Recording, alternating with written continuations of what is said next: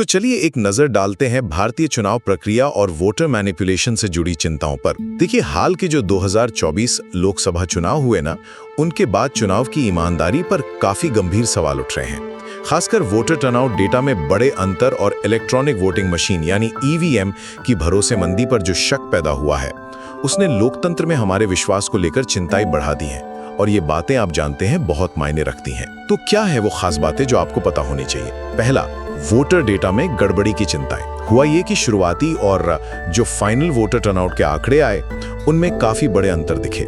जैसे बिहार की एक सीट पर तो 80% से ज्यादा का फर्क। ऊपर से चुनाव आयोग ने फॉर्म 17C, ये वो रिकॉर्ड है जिसमें हर पोलिंग बूथ का वोटिंग डेटा होता है, उसे जारी करने में काफी देर की, जिससे शक और गहरा गया।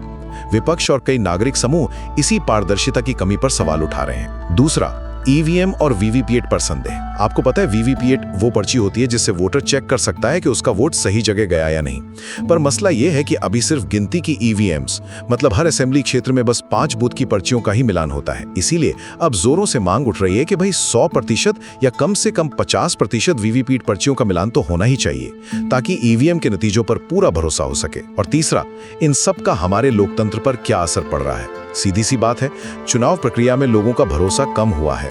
तो हल क्या हो सकता है? कुछ सुझाव यह है। वोटिंग के फौरन बाद फॉर्म 17C सबको दिखाओ। ज्यादा से ज्यादा वीवीपीएट पर्चियों का मिलान जरूरी करो।